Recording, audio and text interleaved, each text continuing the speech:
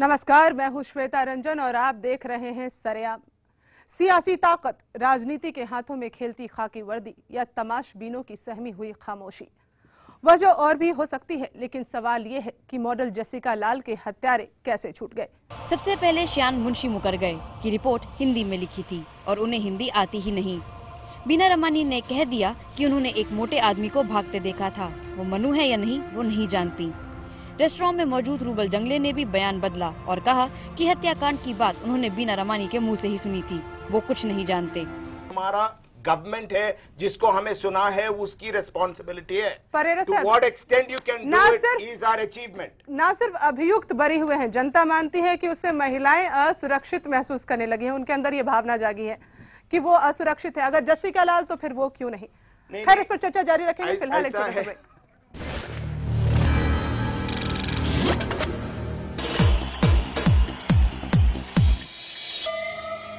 नमस्कार, मैं श्वेता रंजन हाजिर हूं लेकर रजिस्टर नंबर 4।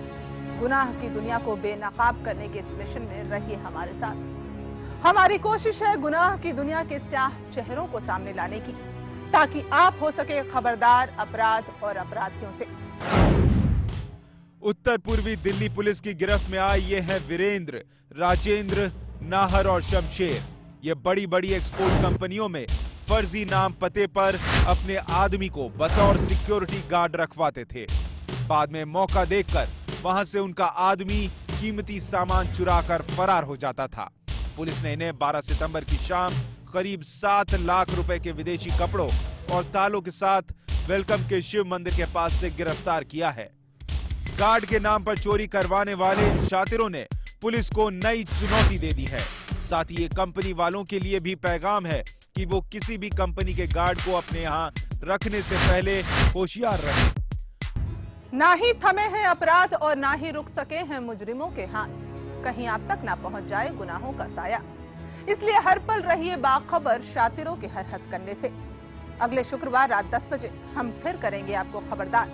बताएंगे कि कहां-कहां हुए जुर्म और कौन है मुजरिम रजिस्टर नंबर 4 में। तब तक के लिए नमस्कार।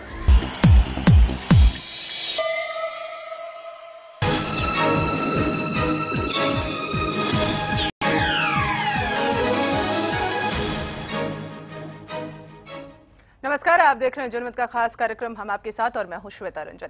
जनमत की हमेशा ये कोशिश रही है कि असहाय और बेसहारा जनता की दबी हुई आवाज को बुलंद करे।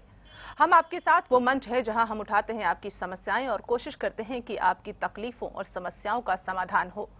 यह आपका ही मंच है जहां आपके सामने खड़ा किया जाता है प्रशासन के उन नुमाइंदों को जो दिला सकते हैं आपको इंसाफ। और आज हम बात कर रहे हैं गाजियाबाद की नूर जहां की, जिसे दहेज के लोभी ससुराल वालों ने डर डर कर जीने को मजबूर कर दिया है।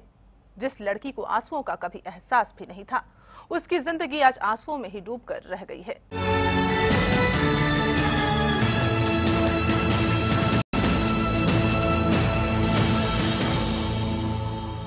नूर जहां हमारे साथ स्टूडियो में मौजूद है अपने भाई नूर सैफी के साथ। जी, हम ये कह रहे थे सैफी कि हमारे फोन लगाने पर अगर उनका फोन लग सकता है तो पुलिस क्या अपनी जिम्मेदारियों से बचती नजर आ रही है? क्या पुलिस नहीं पता लगा सकती? पुलिस केवल ये कह रही है जी कि आप पता लगाइए और हमें बताइए, हम उन्हें पकड़ के लाएंगे। अब बताइए हम कहाँ कहाँ ढूंढें उन लोगों को? घर पे ताला लगा हुआ है उनके, इधर उधर रिश्तेदारी में घूम रहे हैं। आपको क्या लगता है, आप 4 साल से बिना तनख्वाह के काम कर रहे हैं, तो कहीं और शिफ्ट करने की, कहीं और काम दूसरी जगह तलाश करने की जहां आपको तवज्जो दी जा सके, वहां पर आपने कोशिश की कि कहीं और नौकरी मिल सके आपको? देखिए, मैं इस नौकरी पे बड़ा पैसा लगा चुका हूँ, काफ़ी उधार उठा चुका हूँ। अब मैं इसको छोड़ के कहीं दूसरी जगह चला जाऊँ तो मेरे लिए बड़ी मुश्किल है। परवेज, आप जाइए, वसीम साहब से ज़रूर मिलिए। हमारे साथ, आपके साथ हमारी टीम भी जाएगी, इंश्योर करेगी कि आपको इंसाफ मिले और 4 साल से जो आप भटक रहे हैं आपको कोई ना कोई इंसाफ ज़रूर मिले। शुक्रिया, बहुत बहुत शुक्रिया आप स्टूडियो में आए। हमारी कोशिश है कि हम आपकी तकलीफ में आपके साथ हों, आपके दुख में आपका सहारा बने और आपकी आवाज़ जवाबदेह लोगों तक पहुँचाए। हम आपके साथ में फिलहाल इतना ही, फिर मिलेंगे। नमस्कार।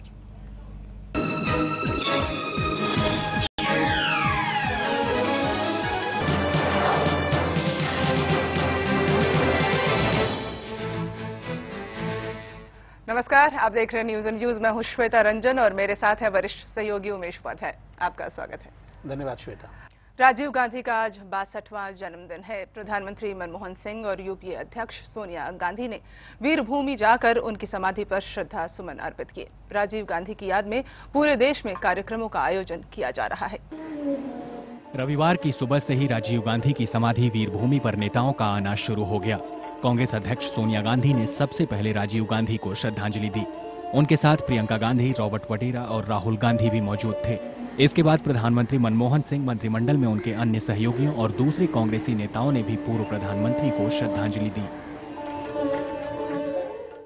राजीव गांधी के व्यक्तित्व और देश के विकास के लिए किए गए उनके फैसलों पर बात करने के लिए स्टूडियो में हमारे साथ मौजूद हैं प्रधानमंत्री कार्यालय में राज्य मंत्री पृथ्वीराज चौहान। चौहान साहब, आपका स्वागत है। नमस्कार।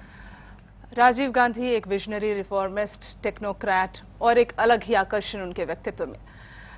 उस राजीव गांधी ने जो भारत का सपना देखा था, जिस रूप स्वरूप का उन्होंने ख्वाब देखा था, आप क्या भारत को आज उस मुकाम पर या उस रास्ते पर देखते हैं?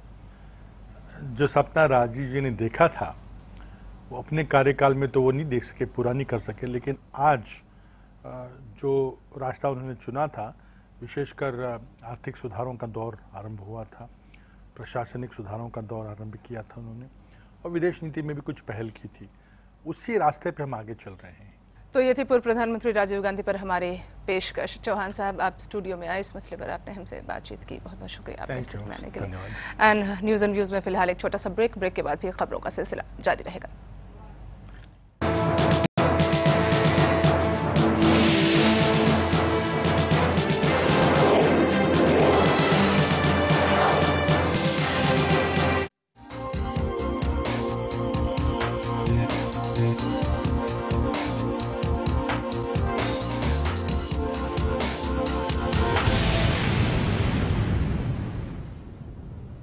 Hello and welcome to the show, Face the Diplomat. Today we have with us Mr. Osama Musa, the ambassador of the state of Palestine. Hello. Before we start with the conversation, I would like to know, you're wearing a badge which has flags of two countries, Lebanon and Palestine. Yes, it's good to start with a good question. Thank you very much for that. Usually we are the Palestinians, we are connected with all Arab nations. All Arab nations, our brothers, all Arab nations supported us in our difficulties. Last week I had an interview with the ambassador there of Israel, and he said the war would end only when they finish Hezbollah. Who gave him the right to finish somebody? And the war will finish if we finish Israel. Anyways, thanks a lot for talking with Janmat, Mr. Osama. Thanks a lot for watching Face the Diplomat.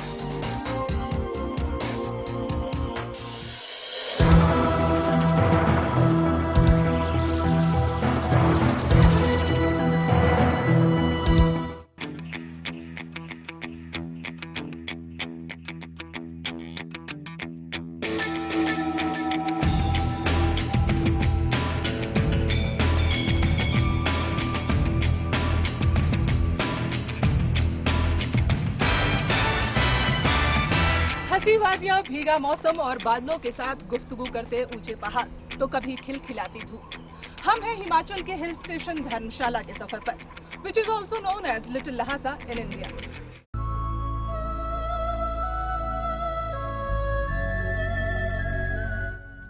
हम चलते हैं अपने सफर के आखिरी पड़ाव डल lake पर। मैक्लोडगंज से 4 kilometre की दूरी और 1800 मीटर की ऊंचाई पर बना ये पिकनिक स्पॉट देवदार के जंगलों से घिरा है।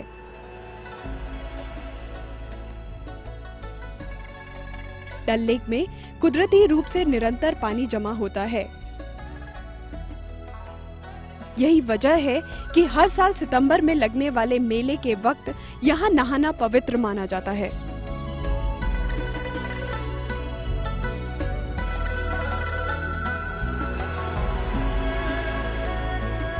यहाँ आकर आप शांति और सुकून तलाश सकते हैं। तो मैक्लोडगंज का ये सफर हम यहीं खत्म करते हैं, लेकिन उससे पहले हम आपको बता दें कि यहाँ आने का सबसे सही वक्त है मानसून का महीना, यानी कि जुलाई से सितंबर के बीच आप अपना एक ट्रिप यहाँ प्लान कर सकते हैं। So why don't you plan a trip? Hope you enjoyed the journey. Take care, bye bye.